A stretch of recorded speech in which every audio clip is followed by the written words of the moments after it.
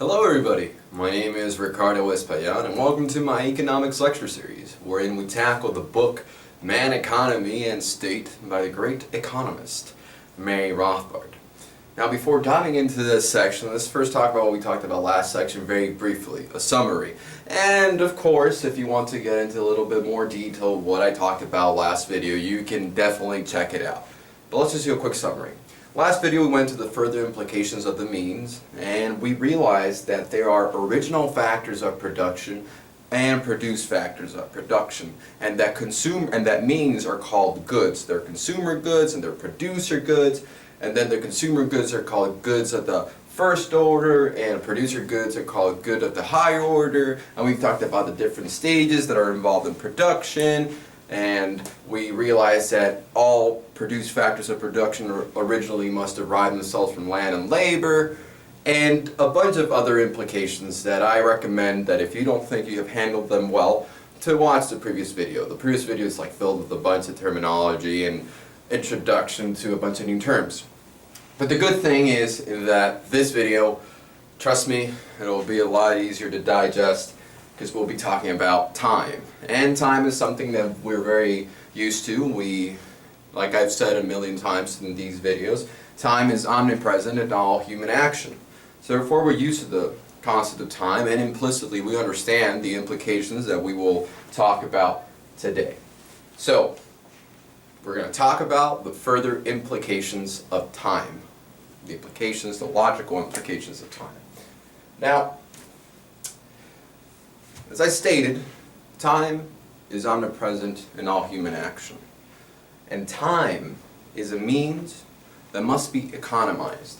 In other words, time is something that us as individuals use in the most efficient way in order to satisfy our ends. You want to use your time right now the most efficient way. Like let's say that your end is to watch this video. Therefore, you're using your time in that efficient manner. Let's say that you actually don't want to watch this video. You want to go for a drive. Well, therefore, you are going to use your time, your scarce time, in that fashion. And the important thing to note is that time that you dedicate to something is time that you're not dedicating to something else. Therefore, that's the original reason why time is scarce. And also because we're mortal beings and we have 24 hours in a day. Now, let's analyze different periods that happen in human action with regards to time. And for that, it's very simple. We have a line, and this is time. We're going to do 2 points. Point A, point B. And of course, point B is in the future, or farther in the future than point A. So, let's call this period from let's say call it 0, from 0 to A, let's call it the period. And the reason why we are learning this is just so in the future we understand the real structure of time and that there's different periods that happen when an individual acts. And it'll make sense once we talk about present goods and future goods and all that stuff. But for now, just let's put some terminology in time. Period before the action. So from 0 to A, that's the period before the action. A is period when action is initiated. Period when action is initiated. I know it's not beautiful handwriting, but just remember this is when the points start. And from A to B, which is, I think, the most important one, this is the period of production, which I'll get into a little bit more detail afterwards. And then B is, oh no, don't tie me, marker please. End of action. And then from B to, let's do triangle, period after action. The reason why I'm putting this is so that we understand that there's different periods that take place when human beings act. There's a period before the action, and in the case of our famous ham sandwich, which we extensively talked about last video, The period before the action would be the period before you actually even doing the hand sandwich, or just the thought comes to mind. A would be you initiating the action. Okay, I'm going to make the ham sandwich. I'm going to get the bread. I'm going to get the ham, blah, blah, blah. And then the period of production is actually you getting everything together, putting that bread with that ham, and, you know, cutting the knife, all that awesome process. It's a period of production. And of course, when you're done with eating the ham sandwich, that's probably point B. And then the period after that, we call it from B to the triangle. This is so that we know that there's different time frames that happens when we do action. But now, let's talk a little bit more about the period of production. The period of production, evidently, is a certain time frame. From A to B, there's some distance here, some time. And it takes time in order for you to produce things. Some consumer goods doesn't require that much time, and some consumer goods actually require a lot of time. But in the period of production, this is the period where you use your, let's put it here, your labor, or use your energy in order to reorganize the elements of nature in such a way that you want to satisfy your ends. And then there's also the maturing time. And a great example for the maturing time, to understand that concept, is to contemplate the production of wine. So, okay, we have the idea we want to make wine. Boom, now we start getting the grapes. And this is when we start our activity. And we ferment them and we put them in whatever things they need to be put in order to achieve wine. I don't know, but I know it has its process. It's a very elegant and complex process in order to make wine. But the point is, there's a period of fermentation and a period of you got to leave it aside. Let's call that the maturing time. That may take, I don't know, a year, less than a year. I'm no wine expert. I admit it. I've tried it before. It's not bad. Wine isn't bad. I guess it's an acquired taste, like all alcohol, I guess. Anyways, getting distracted about wine. You can let me know in the comment section how much time does actually wine get fermented. I'm sure it's like different times depending on the region. But anyways, the point is that there's a maturing time. And we consider that in the period of production because the wine, your end, which is to make wine, is not realized until that maturing time has taken place. You first expend your labor, but then you gotta leave it to mature. When you make a ham sandwich, the maturity time is basically zero because you make it and then it's done. But there are certain products and certain consumer goods that actually do require a little bit more time. They require that maturing time. You know, and that is considered the period of production, and the end of the action is done once you get the wine. Alright? Alright, so we got labor, the maturing time is included in the period of production. So, evidently, an actor will prefer, or an individual will prefer, to obtain an end with the shortest period of production. A given end. For instance, you will prefer, let me put it this way. Let's say that there's three pizza shops. They provide you the same identical pizza. The same one. Same identical pizza. The one that you will prefer is the one that has the slowest period of production. In other words, the one that's going to deliver your pizza to you in the shortest period of time. It's the same identical pizza. If it were different pizzas, then this doesn't apply because you probably would value more a certain pizza more than another. That's why it's important to just, on a given end, on a homogeneous end, in the sense of understanding when we do this analysis, we got to think of, okay, the same pizza, because once you put another pizza, the concept doesn't apply because it's just a completely different good and a completely different end. So the point is, the main important point is that us as individuals, we prefer for a given end the shortest period of production if we will achieve the same end. We will prefer to get a pizza in 15 minutes, the same pizza, rather than 30 minutes, rather than 45 minutes. The reason why we prefer that is because time is scarce. We have unlimited ends that we want to satisfy. And if we have to wait 60 minutes for a pizza, that's 60 minutes that we could have been doing something else. You know, or we're going to be hungry, we're going to be unsatisfied. So that's an important thing to know, which leads us to a very important point of the concept of time preference.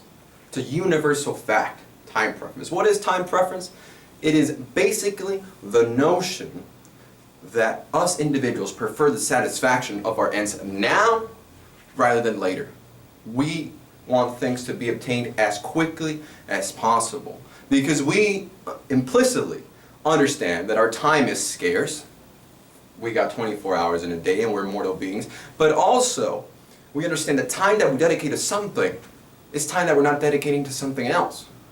Therefore, we always want to obtain our ends as quickly as possible. That is the universal fact of time preference. And we'll later get into more detail about time preference because it plays a very key role in the determination of interest rates. And if you don't know what interest rates are, don't worry. In the future you'll learn. You'll learn what they are. But the point is, universal fact of time preference. The fact that we prefer the satisfaction of our ends sooner rather than later. Now, one point that I forgot to mention was that whenever as individuals we are considering our production process of how we're going to make wine, pizza, a ham sandwich, we're not concerned, at least when we take action, about the previous production processes that have happened. I mean, we are not concerned how the knife was made when we want to make a ham sandwich. We're not concerned with that. We have the ham sandwich, and for intellectual curiosity, we can contemplate how the knife was made, but it's not that we act upon that. We don't act upon the fact that, okay, in order to make knife, the steel industry needed to first extract the steel, and then they had to sell it to the hardware store, and then you went to the hardware store. No, you're not interested in that. You act in the present in order to improve your future condition. Therefore, you're not concerned with the past. You're not concerned with the past. That's a quick point. So we have multiple points that we have discussed. The time preference is the important one. We got the period before the action, the period when the action is initiated, the period of production, and the end of the action. But now, consumer goods, time enters into consumer goods in another way. I'm going to tell you now, we're going to add another letter. Oh my God. Let's delete this really quick. We're going to call this letter, guess it, C. Very well. And this period is the duration of serviceability. I think that's sort of how you spell it. Duration of serviceability. What the duration of serviceability is for how much time will a consumer good be able to satisfy your wants. For example, a car has a higher duration of serviceability than a pizza. Pizza, you eat it, it's gone. You can no longer keep on satisfying your end, but a car can satisfy your ends multiple times. Now, of course, consumer goods have different durations of serviceability. They definitely do have different durations, like I said, the pizza and the car.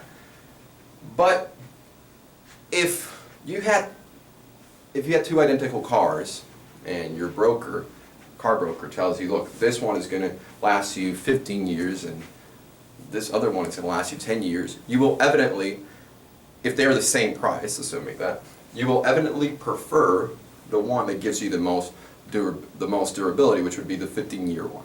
You know, that's just another thing that as actors, since we always want to satisfy our ends, and we want those satisfaction events to constantly be sustained, in order to do that, we need means, and the more means you have, the more you're going to be able to satisfy your ends. So the more a good lasts, the more you'll be able to satisfy that end. Hopefully that made sense. And now, the final point that I want to add is that the time kicks in. That time kicks in. The other point that I want to add where time is important in human action is individuals have different time provisions or different time horizons.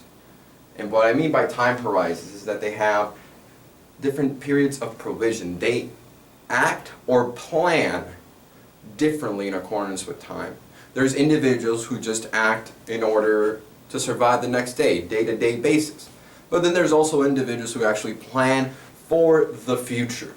They plan for their children's college, they plan for their retirement, etc. So in other words, human beings or human actors have different time provisions. Some individuals act for today and other individuals act for the future. Now, those were the points There were probably a lot, and I might have gone a little bit into too much detail of some, but I'm just going to summarize it really quick. It's not really that complicated.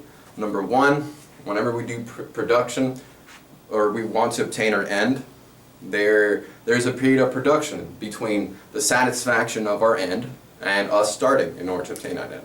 There's a period of production where you got to expend labor, and there is a maturing time. Think of wine. And then the other thing that we learned is that when we act as individuals, we're not concerned with past production processes. We're not. And there's duration of serviceability between different goods. Some goods last longer than others.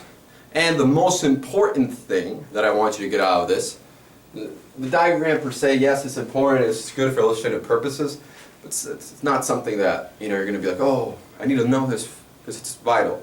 It's important, yes, but the most important thing I want you to get out of this video is the universal fact of time preference, that us as individuals prefer the satisfaction of our ends now rather than later. Hopefully all this made sense, and with that, I hope you have a great day and enjoy these videos. Thank you.